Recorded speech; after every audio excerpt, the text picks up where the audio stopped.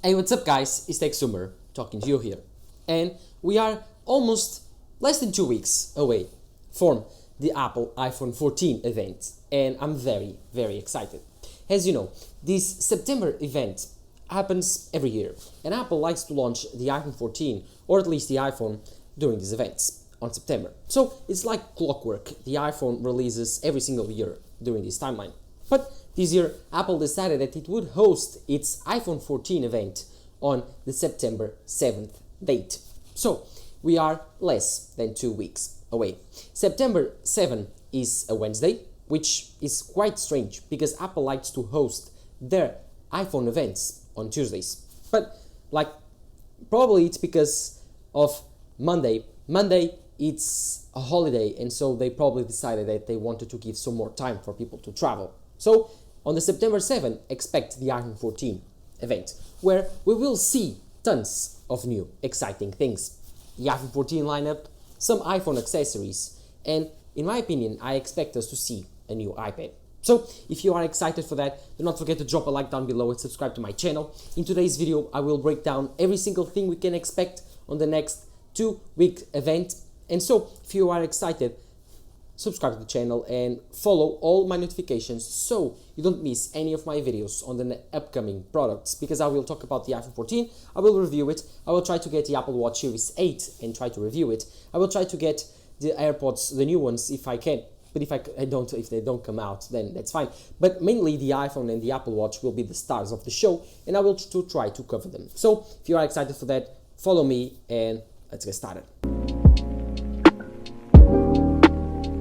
As you know, the iPhone 14 will come out on the September 7th date. We are expecting 4 new models: the iPhone 14, the iPhone 14 Max, the iPhone 14 Pro, and the iPhone 14 Pro Max. This year will be different than the last 2 years. On the last 2 years we got 3 different sizes. This year we will be only getting 2, because Apple will be killing off the iPhone mini. Yes, the much loved iPhone mini will be dying this year, because it represented less than 3% of iPhone sales, and Apple saw that it was very liked by some people, but not very much. So Apple decided to kill it off and launch a new version of that iPhone, which is the Max size on a cheaper iPhone. So Apple will create what is called the iPhone 14 Max. The iPhone 14 Max will be a bigger sized iPhone, the same size as the iPhone 14 Pro Max and the iPhone 13 Pro Max that I have, and it won't have any Pro features. So imagine an iPhone 14 just bigger. That's it. That's the iPhone 14 Max. An iPhone 14 just bigger. Just like the iPhone 13 mini was an iPhone 13, just smaller. And in my opinion, I think it will sell very well, because in today's age, everyone just wants a big phone. It has better battery life, it has a better screen, which you can see your TikToks, your YouTube videos better, and so I do think that this will be one of the best sellers of the lineup. In my opinion, Apple will try to price this out and try to market this phone as the phone to get. So yes, the iPhone 14 lineup will introduce a new size, but other than that, the iPhone 14 and the iPhone 14 Max will be very dull upgrades. Expect their upgrades to be more in line with the iPhone XS, where they introduced the iPhone XS Max and didn't change that much. The design will be staying the same. They will probably launch some new colors. The chip will be the same A15 chip present on the iPhone 13. They will also probably put the same cameras present on the iPhone 13 Pro and Pro Max on these newer iPhone 14s, and that's it. I think that's everything that will be coming out on the iPhone normal models, the iPhone 14 and the iPhone 14 Max. The same batteries, the same design, the same chip, probably the same price, I expect to, with no changes coming. I expect Apple to keep their prices, which in this inflationary environment is very good. But other than that, I don't see the iPhone 14 changing anything. Probably new colors, probably some new features, software locked feature that Apple can market on their event, and so that people want to upgrade. But I don't think Apple will push the iPhone 14 to a lot of iPhone 13 customers.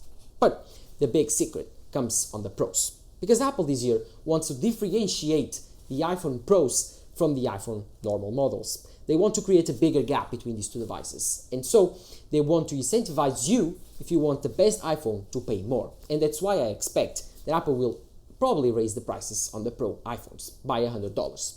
In my opinion, Apple will start with the iPhone 14 Pro at $1,100. Very different, which is $100 more than last year's $1,000 iPhone 13 Pro. But with this iPhone 14 Pro, we are expecting a new redesign for the front display, a new redesign for the front camera, which will be killing off the notch and releasing the new eye hole. This eye hole will be iconic in my opinion. It will introduce the new Apple design language for the iPhone future. At least for the next 3 to 4 years, I expect Apple to keep this eye hole until they can remove the notch completely and put the cameras under the display. So I do think that this is the start of a new iPhone design era. But with the iPhone 14 Pro and Pro Max, we are also expecting a new and huge camera sensor. This will be a 48 megapixel main camera. This is huge because the iPhone will be able to shoot 8K video. It will be able to use its 48 megapixel sensor when in perfect lighting conditions to make and take an incredible, sharp and very amazing photos. We have seen with other Android phones their vendors doing amazing things with a huge high megapixel count camera. But with Apple, I just expect perfection. I expect every single benefit of a huge sensor with none of the flaws. Because Apple would prefer to put a 12 megapixel sensor instead of using 48 if it meant that it had no flaws during the night photography shots. Because if you don't know, when you are using a bigger megapixel count camera on a similar sized sensor, then the pixels are smaller. And so what happens is they capture less light. And so in low light conditions, it has way more noise than a bigger megapixel can do it. So in my opinion, Apple will do what is called its pixel binning. In very poor lighting conditions, Apple will combine together the small pixels and make them work as one. So you have a big pixel. And so they will take 12 megapixel shots with a 48 megapixel. So they will regroup 4 pixels into one.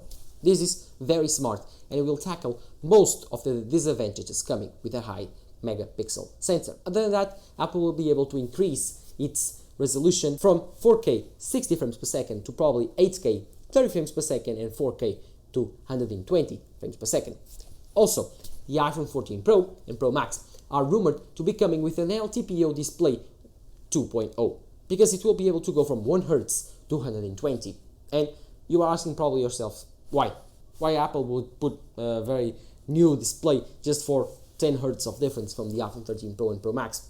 Well, it's quite obvious if you think about it. Apple will introduce this year, and it was found on iOS 16 code, they will introduce an always-on mode. A mode that you can leave your iPhone with an always-on display. Yes, just like your Apple Watch and some Android phones have, you will be able to use always on display. And this is very, very exciting. This is one thing that I always wanted Apple to add to their iPhones, and finally we are getting it this year with the iPhone 14 Pro and Pro Max, which in my opinion are starting to make a lot of sense for me to upgrade. Imagine a new camera sensor and a new camera resolution, which I use a lot for my YouTube channel. Then imagine a new technology for the displays, which I really, really enjoy, and a new design era that will endure for the next several years. So yes, this iPhone 14 Pro Max seems very interesting for me. Then about the colors, we are not sure which colors are coming with the iPhone 14 Pro and Pro Max. The rumors are saying to expect a new purple, just like that one. I don't know. I don't really enjoy that purple. I don't think it's very beautiful, but if Apple releases it, probably I will get the white one or the space gray. I don't know. Let's see what happens. But I think that that's it. Maybe they will add the A16 chip, and that will be not big of a change because A16 will probably be built on the same architecture as the A15, so they won't change much. And I think that's everything for the iPhone 14 Pro and Pro Max and for the iPhone 14 in general. I don't think that's a big upgrade in general. The iPhone 14 and 14 Max will be very dull, very small, while the iPhone 14 Pro and Pro Max will be a bigger upgrade than the usual. The iPhone 13 Pro and Pro Max are also big upgrades, and I think a lot of people will upgrade for the Pro models, but I think the normal models will be very dull, and I don't think that you should upgrade from the iPhone 13s. But what do you think about the iPhone 14 lineup in general? Let me know on the comments down below. Of course, the iPhone 14 lineup will raise prices in general. As you know, the iPhone 14 Pro and Pro Max, like I told you, will be increasing their price by at least $100. So in this inflationary environment, it's normal that Apple wants to increase their prices because they want to fight inflation. If you think about the iPhone 14, if they keep the same price, it will be cheaper because the inflation has risen over 10%. So it will be like 10% cheaper. And Apple doesn't want to lose 10% of their profits on the iPhone. So I do think that Apple will increase prices on the iPhone 14 Pro and Pro Max and probably hit the costs of the iPhone 14s, because they will probably want the iPhone 14 to start at the same price. But I think that's it for the iPhone 14 lineup. The prices are quite a bad thing in my opinion. I don't think Apple should increase the prices, but it's normal. I see why, I see the reason, I see the inflationary environment we are in. I expect Apple to lower the prices in the next few years. But that's it for the app. So that's it for the iPhone 14.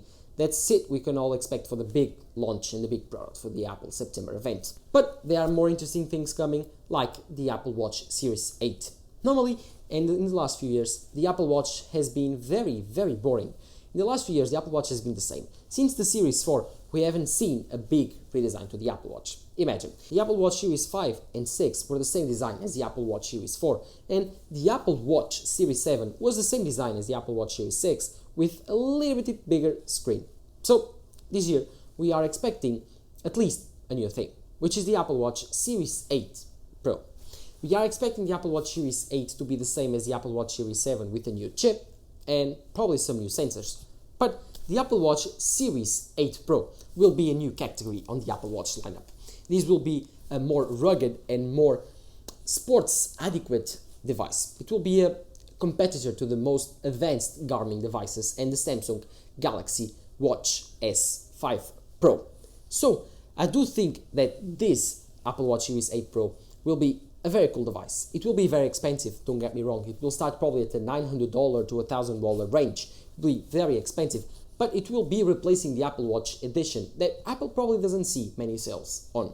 So I don't think it's very interesting for Apple to adopt this strategy of creating an Apple Watch Series 8 Pro where they will say it's more for a professional that just wants to go swimming, just wants to go hiking, just wants to go mountain climbing, and they need a very rugged and very durable Apple Watch for their profession, but they want to use it if they fall, to call emergency services and or even to track their workouts for their performances. So I do expect a bigger battery life, around 1.5 to 2 times the battery life on this new Apple Watch. I do also expect a bigger screen and a more rugged design. A more rugged design which will be made probably of titanium, which is a very durable material but is also very light. So yes, I'm very excited for the Apple Watch Series 8. Seems very promising and seems very cool. If you think about it, the Apple Watch Series 8, it's to the Apple Watch Series 8 Pro, the same that the iPhone 14 is to the iPhone 14 Pro Max.